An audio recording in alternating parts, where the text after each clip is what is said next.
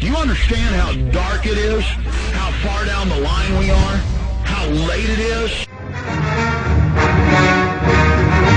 It is Wednesday, the 4th day of March 2009. For the next 30 minutes, I'm going to break down the reality of the military-industrial complex takeover, the FEMA camps, the open announcement of world government being set up by the banks that you'll pay carbon taxes to, and how people like Glenn Beck are countering this, and after denying it all these years, and how they're attempting to co-opt the Patriot Liberty movement, and how every time he talks about FEMA camps, he then talks about the threat of Russia and Iran. He creates the fear of FEMA camps, then psychologically flips it into then going into Iran's got nukes and we've got to go after them. More of the same propaganda. Gets your confidence talking about the FEMA camps, things like that, but then says maybe the FEMA camps are needed.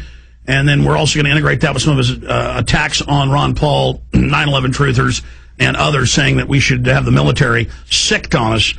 And the reason I'm getting into this is because this is a psyop by Fox News. This is Fox News, the big purveyors of propaganda.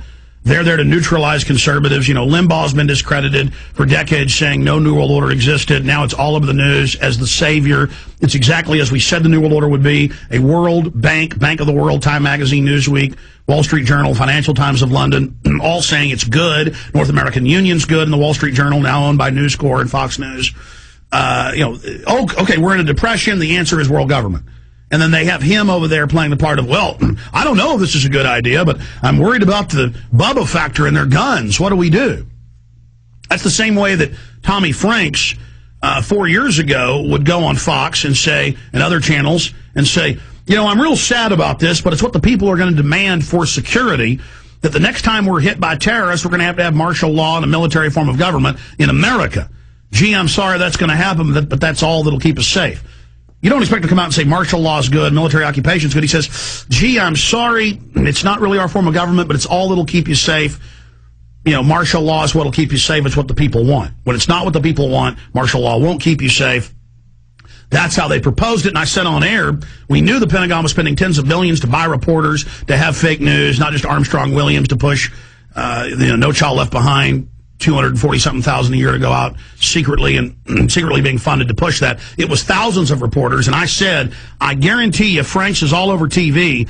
He's getting money from the Pentagon slush fund to go say this, and then it came out in mainstream news that he was paid over $500,000 that year alone to go out and read that talking point on the news, introducing that martial law keeps you safe. We've got to get rid of our form of government. Now the White House memos, I'm going through the evidence now, the John Yoo memos have been released, and it says we're going to ban free speech. We're going to basically make Bush a dictator. This is mainstream headlines. He went on to say, here's a headline, terror memos reveal total destruction of U.S. constitutional freedoms.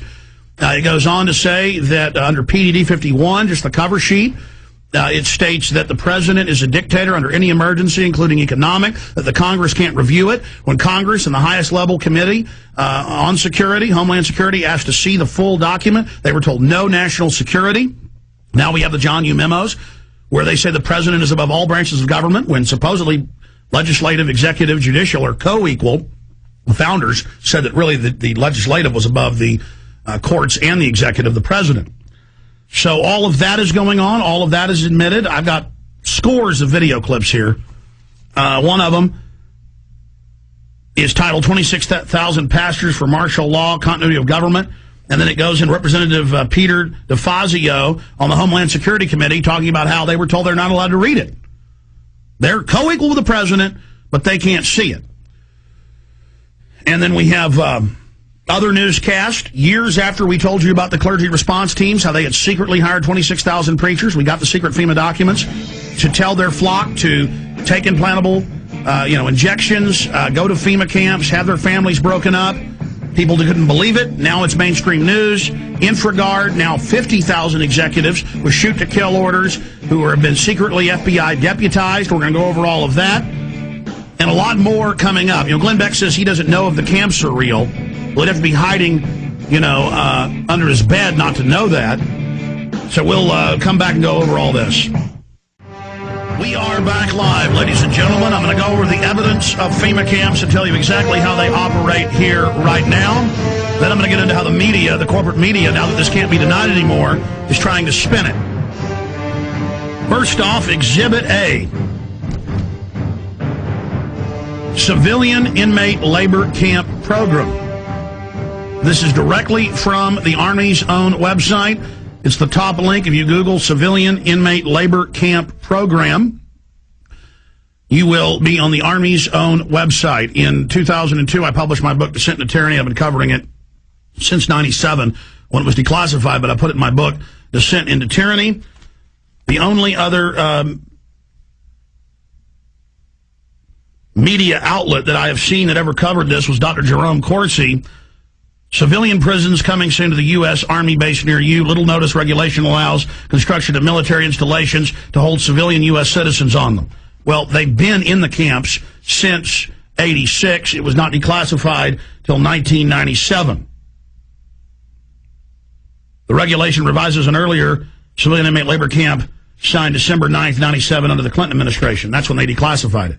So here is WorldNet Daily on that front. So it is Army Regulation 210-35. Army Regulation 210-35. Now, in 1986, under Rex 84, they opened 12 secret Army camps to test if they could keep them secret while they held federal. Now they hold state prisoners as well. Federal prisoners would then be given a few years off their sentence if they agreed to not tell family about it and to go to the labor camps. It is a labor camp, and under the revised military rules, it allows any U.S. citizens to be put in it under forced labor. Now, this is only about,